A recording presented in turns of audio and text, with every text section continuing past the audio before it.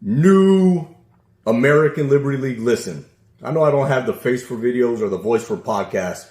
So to all of you Hulkamaniacs that are going to see this, brother, I'm sorry.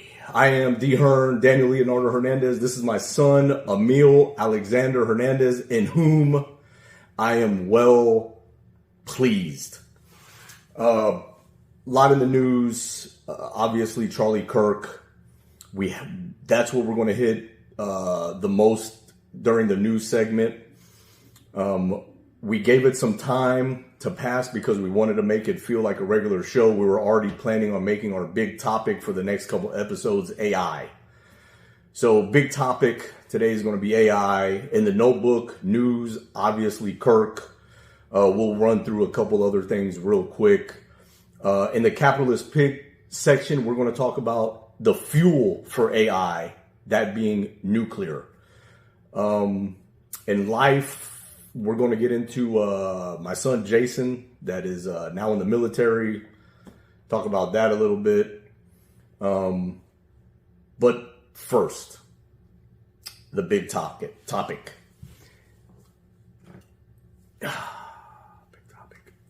4 eyes. AI. The good, the bad, and the unknown. There is a lot of questions about AI that we better answer now before it's too late. But humans have a tendency to do what they can instead of what they should. Sometimes we move forward because we can, and we don't slow ourselves down to think of the repercussions. We're going to get into some of those unanswered questions next episode. For this episode, we're going to talk about the obvious good and the bad.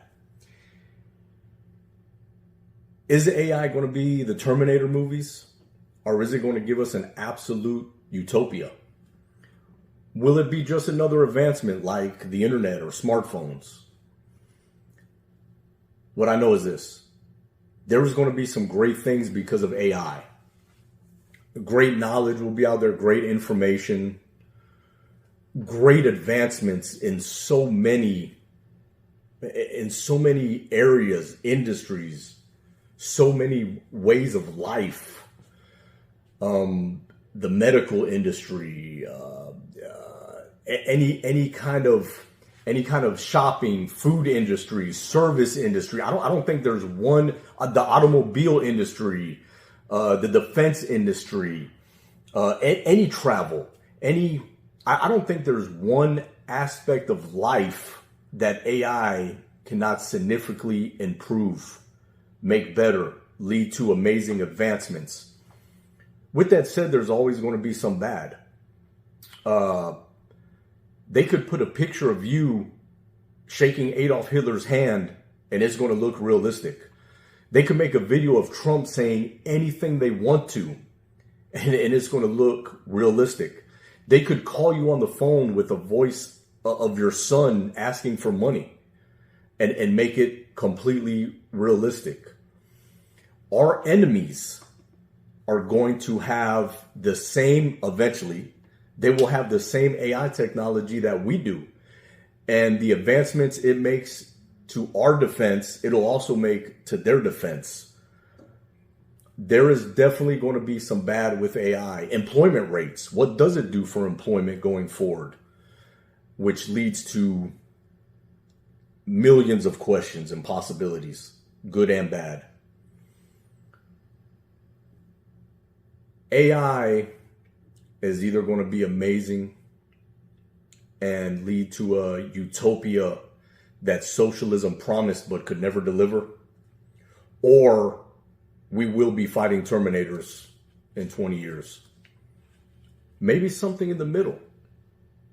I don't know, but what I do know is this. It's here. It's coming. Take advantage of it. Be very careful of it. And let's answer some of these unknown questions now instead of before it's too late.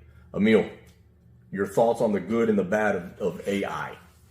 So I do want to say, I think a lot of what I have to speak on is actually on our next episode for the unknown, because I think a lot of things could go either way, where they could be really good or end up being really bad. But I'm just going to talk about what is for sure good and for sure bad now.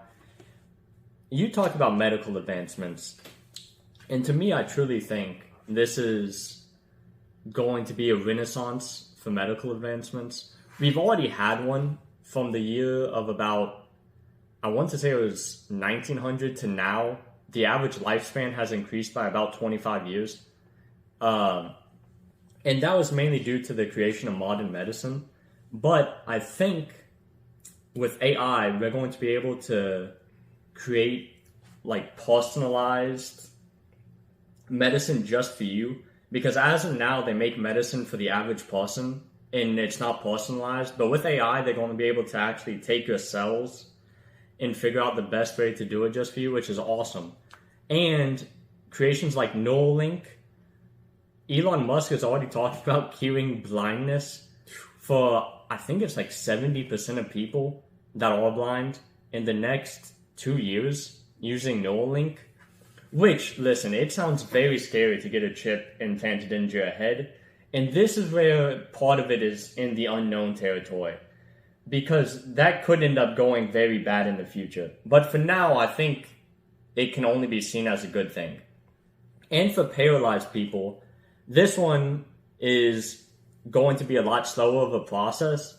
But they're starting to figure out how to make paralyzed people's arms and muscle fragments move by just a little bit using Neuralink technology and other technology.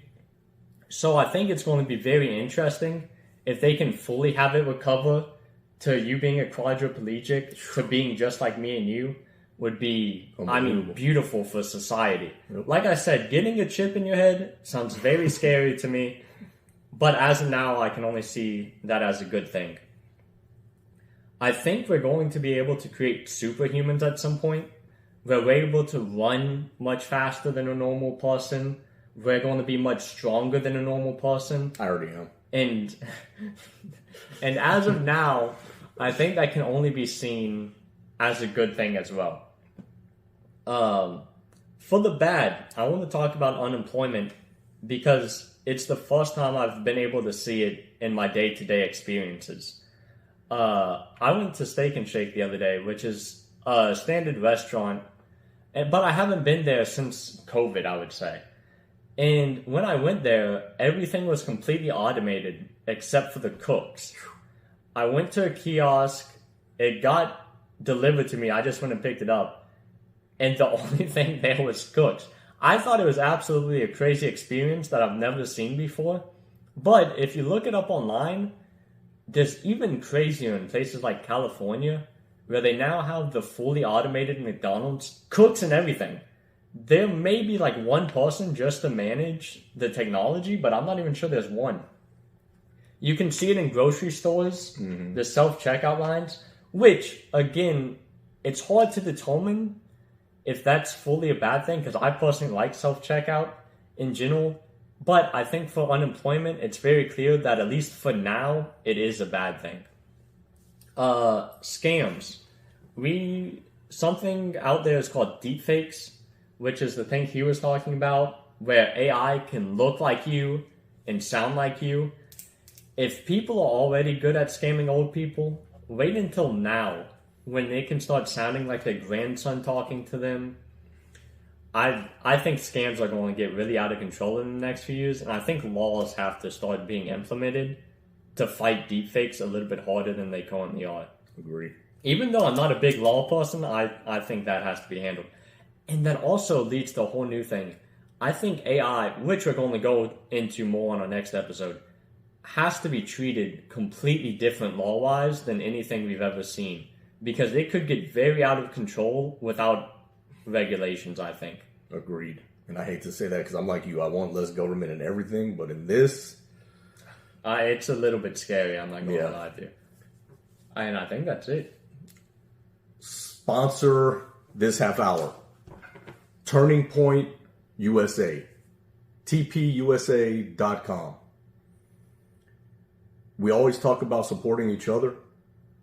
We always talk about pushing God, pushing the conservative agenda.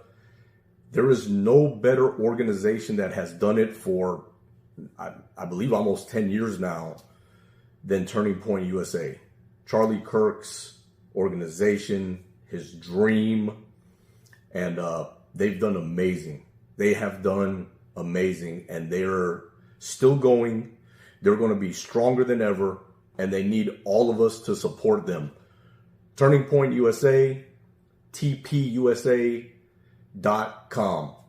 News, Emil, listen, there's some things I want to run through very quick because I think they're important. Redistricting was in the news recently. We haven't done a show in a while, but I think that's going to be huge. It's something that Democrats have cheated on for 30 years, and Republicans are finally starting to fight back. I think it's going to be huge in the midterms and going forward. Trump yesterday met with the UN and called them out on so many things. It was amazing. From letting Muslims and open borders completely destroy Europe. He vowed to not let it happen here. He talked about culture. He talked about protecting Christians and Jews and how the UN no longer does that. He talked about climate change being a humongous scam.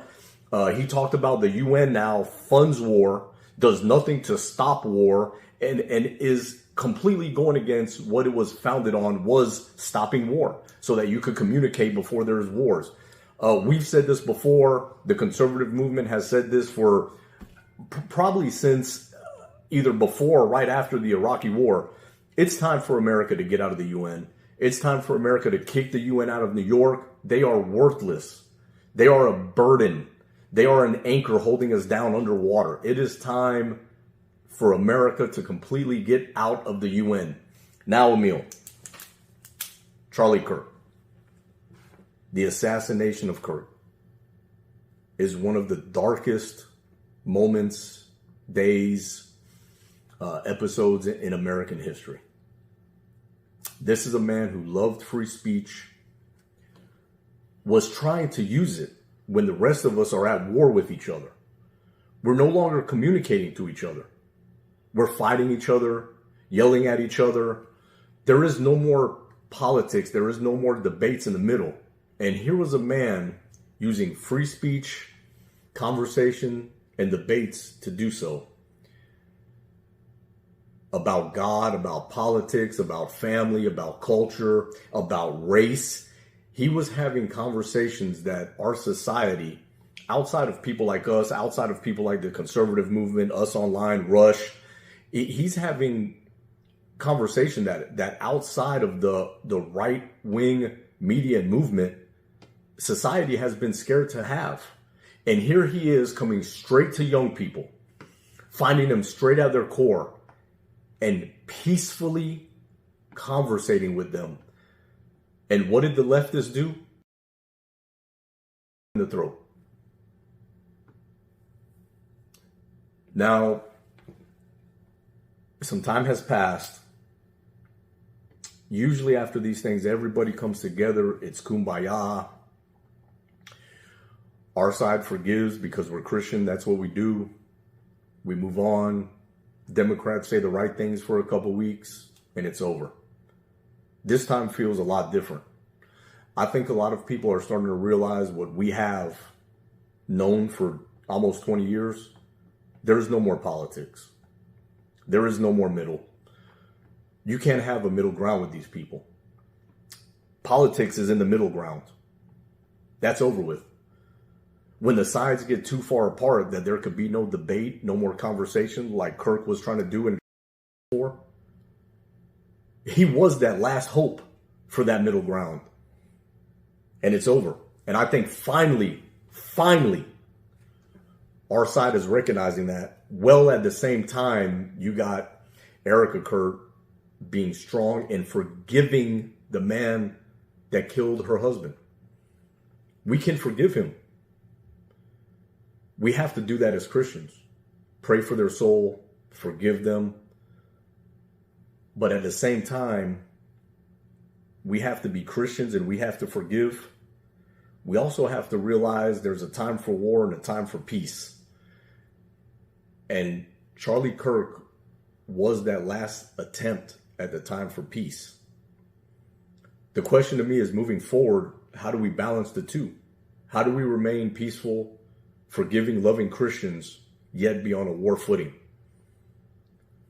This is too big of an answer, too big of a question for me.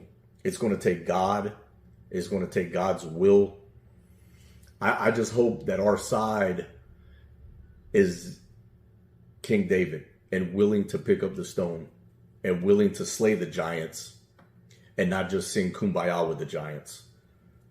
Another aspect I want to get into is the left is sick. These people are sick. Their neighborhoods are... Democrats have created a culture that is full of death, destruction, and poverty. It's what they do, from abortion to destroying their own neighborhoods, to telling little boys they're not born right and they should be girls. Puberty blockers as young as 8 to 10. And even the Kirk killer grew up in a conservative family and 3 years ago started dating a guy that was transitioning. And it took 3 years for him to be completely brainwashed. The left is dangerous. The other thing I want to mention and take from this, and then you could run a meal, is Candace Owens. There is a knee-jerk reaction of people to blame Mossad and Israel for everything. Everything. Shit that don't even make sense. Who assassinated Lincoln? Mossad. Who sank the Titanic? Mossad. Everything. It's their knee-jerk reaction. And I'm never going to say there is a good, trustworthy, perfect government. Not ours, not any. I'm never going to say Mossad has only done great things. They have done great things. They've done horrible things also, no different than our CIA. I'm not excusing governments. Yes, I support the Jewish people. Yes, I support the nation of Israel. There is no such thing as a trustworthy government. But be careful with people that instantly blame them for everything and connect dots that are not truly there in order to fit an agenda. She is creating a reasonable doubt case for Kirk's killer. She is handing his lawyers everything they need for them to get him off. And she needs to be careful. She needs to be careful about doing that. And we all need to be careful about a knee-jerk reaction to blame Israel and the Jews for everything. Put blame where it needs to be. And yes, sometimes they own it. Sometimes they need to own it. But when it's a knee-jerk reaction for people, be wary. Be careful. Emil, Charlie Kirk, Turning Point USA, people your age, people your generation, what does he mean for you, and what did his assassination make you feel? So, I want to start by saying Rush was a huge figure when you were growing up. And he really led your generation to conservatism. I would say for my generation, even though I didn't watch Charlie a lot, I do know a lot of people who watched Charlie. I think he helped make a big lead for this new, younger generation, such as mine. And I want to go into how beautiful one of the things is. I always hear older people talk about how they wish both sides would just come together and talk it out. And that is what he actually went out and did. He gave Democrats a platform to speak while also giving Republicans a platform to speak. And it was incredibly peaceful. If you ever watch any of his, I'm not sure if it would be considered podcast or events out in the college campuses, they were incredibly peaceful. Oftentimes, Democrats change their mind. More often than not, they wouldn't. But they get their voice heard. They get a little seed planted in their head to know they have something more to look into. Mm-hmm. And oftentimes, these people would just realize they got something completely wrong. Some statistic completely wrong. They just truly had a misunderstanding. And I think the way he approached everything was really beautiful in that sense. I love the way he talked about getting back to the nuclear family. I love the way he talked about getting people closer to God, and had a huge emphasis on that, even above politics, which I think everyone should make a huge focus. And I think that goes back to one of the points that we often talk about. Politics is starting to become more than good and evil. I mean, starting to become more than Democrat and Republican. It's starting to become good versus evil. And that guy decided to shut up that message. That message to come closer to God. That message to start a strong family. That message to get married. And that is who the left is. And I just want to remind you of that. And I want to remind you that this is not the first assassination attempt, but it is one of the first in the last few years to work. The first one that I think is very notable to go back to is 2017, when a shooter came into a baseball game and I want to say tried killing 4 Republican congressmen. I think he actually shot 4. Shot 4. One was critical, Scalise. It was a charity baseball game, and you know the fact that you bring it up is unbelievable, because right away they found out that guy was a Bernie Sanders. It worked for the Bernie Sanders campaign, and that huge of a story got completely swept under the rug. And well, I haven't heard it. Not saying anybody else has not brought it up or whatever. Not that I've heard. To my knowledge, that I've heard, I haven't heard anyone say that since right now. And what a huge story that is to just get swept under the rug. I completely agree. And then after that, they tried labeling the January 6ers, who were doing the right thing and should have been mad at that election very fairly.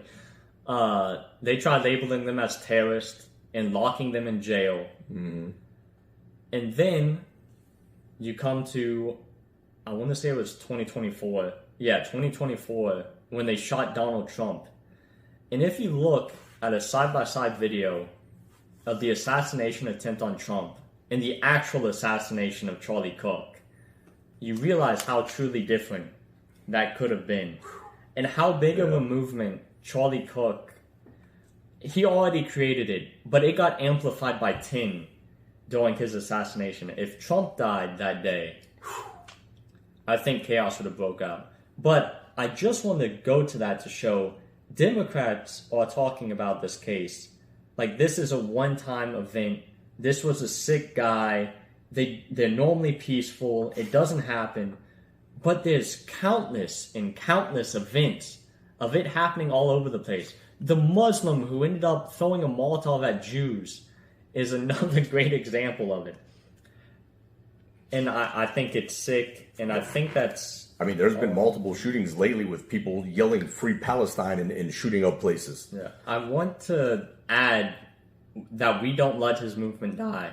It's people like us, people who are listening to this show, us two who are recording these shows, who keeps the message going. We don't back down now. Yep. We end up fighting harder. I personally hope, and they say Turning Point USA is still going to continue going around to campuses. I believe Glenbeck is going to be going to one, which I'm super interested in seeing. But I think even more of us should be going to campuses and speaking out. We should show that instead of backing down, we end up fighting harder. And I think we could fight harder in a lot of other ways than just speaking, with legal ways and other things of that nature. Two last things I want to say. An added component to Kirk being killed that I think a lot of people are missing is he is the first true internet influencer / celebrity podcaster to pass, at least in this way, definitely to pass in this way. But this man, I mean, he built it in other ways, but the internet was a huge part of what he built. And it shows the power of the internet. I know a lot of us don't like social media, but like Emil said, it is a powerful tool. Make a video, get 40 people, get 10 people, get 5 people, and you matter. And you matter because there's millions of us now. When Rush passed, he made millions of Rush babies by that time. Kirk has done the same thing, especially with young people. So when we talk about it all the time, when you get frustrated with those 10 views, 20 views, whatever, keep going. Just keep going. Because you don't know out of those 10 people that you reach, which one could be the next Charlie Kirk. Just keep going. The other thing I'd like to say real quick before we move on is next time there is a left-wing protest in your city, in your capital, in Tallahassee, at the Florida Capitol, I'm going to be disappointed in you if there's 3 of us there. Me, Emil, Jonathan Dean, and like 2 other guys were the only Trump supporters, only conservatives at the No Kings protest. And we've said forever, you have to get out there. They come to ours. They love to come to ours and be vocal and loud and obnoxious. But no, it's not our scene. We need to stay home. We just need to pray. No. Pray and push back. I want to mention one more thing. I love what you just said. And I want to draw one more thing back onto Charlie Kirk. Is sometimes when you look at these internet celebrities, it's very hard to see them as human. They start feeling much more than that. But in reality, he's literally someone just like me and you. You can create, he was very talented and very skilled. But you can attempt to create something like he did, this massive movement. If you don't want to figure out how truly human he was, listen to his wife Erica speak about him after he passed. In the way that she had to describe talking to her kids about her father passing. It's something you would never even think about when you're watching his debates. But he had a life at home, just like me and you. He still had to eat like me and you. Sometimes I think we look at these celebrities and we just really take that for granted. And I don't think we should. Agreed. Fake sponsor this half hour, the Jimmy Kimmel Show. If you want to have absolutely no talent, not be funny, and have a TV comedy late night show, it's possible. Look at The View. Look at Jimmy Kimmel. ABC and Disney, where you need absolutely no talent. Don't be funny, don't be talented, and cry, woe is me, every time somebody tries to cancel you because you get absolutely 0 ratings. Don't be funny, don't be talented. Jimmy Kimmel Live. Fake sponsor this half hour. Capitalist pig, Emil, let's go over this real quick. This AI boom cannot be fueled with the grid we have, with the petroleum we have, with the electric we have, with solar, with wind. It's going to take nuclear and nuclear fusion to do so. What point of that are we in? And how huge do you think nuclear will end up being? Or will there end up being some other way to fuel this huge boom? I personally think, although there may be other ways of fueling this huge boom, nuclear power will be the fastest. And in terms of what point we're at, I think we're at the deregulation point. Nuclear power had only been getting regulated more and more heavily since, I would say, when was Chernobyl? 80s? Probably since the 80s. Yeah. But as of now, people are starting to see it is a very clean form of energy, a very efficient form of energy. It can even be recycled, which I never knew until just recently. The nuclear waste, yeah. And it's hard to describe just how efficient it is, but I saw a stat on the news the other day, because we're constantly watching for stocks. I saw that the U.S.'s energy, out of all the sources we have, 18% was made up of nuclear power. Wow. And it hasn't even started. Like, we haven't even started using nuclear power yet, pretty much. If it ever gets deregulated to the point where each state has a nuclear power plant, I mean, I think that would... On multiple. I think that would truly change the game. Yeah, next episode, we're going to talk more about nuclear power, and we're going to get into specific companies and stocks. Life. I had a awesome experience last week. I went to Oklahoma for the first time. It is a conservative's dream. I've dreamt of a place with no Democrats. Oklahoma is about as close as they come. Everybody was polite. I didn't hear one siren. We were in OKC and Lawton. I didn't hear one siren. Everywhere was clean. Everybody was nice. The gas was cheap. I even saw them selling Bibles and crosses in gas stations. It is a different world when you get rid of Democrats. And Democrats like to talk about OKC as being this dangerous Republican city. This is the comparison they always use. It's not. It's not. I was all over the airport, around the airport. That is a poor area, and we were downtown when we were OKC. And it is not this dangerous place that Democrats try to use it as. Now, the reason I was there is the more important part. My son Jason, Emil's brother, graduated from boot camp in Fort Sill, and man, I got two amazing grown sons. One son still coming up. I'm sure he'll do amazing things. But as a father, it's amazing to see what Emil's done, what he's doing. I couldn't be prouder of him. This is something he said he was going to do 2 years ago. Our family's not a military family. I wasn't brave enough to be in the military. It's nothing we pushed on him. This is something that he's decided to do on his own, and he's stuck with it. Graduated from boot camp. He's already in Arizona, and man, when you talk about the life section, it doesn't get any more lifier than that. Congratulations, Jason. Thank you for everyone that serves and has served, and it's the land of the free because of you, and let's keep it that way. Emil, anything with life that you would like to mention?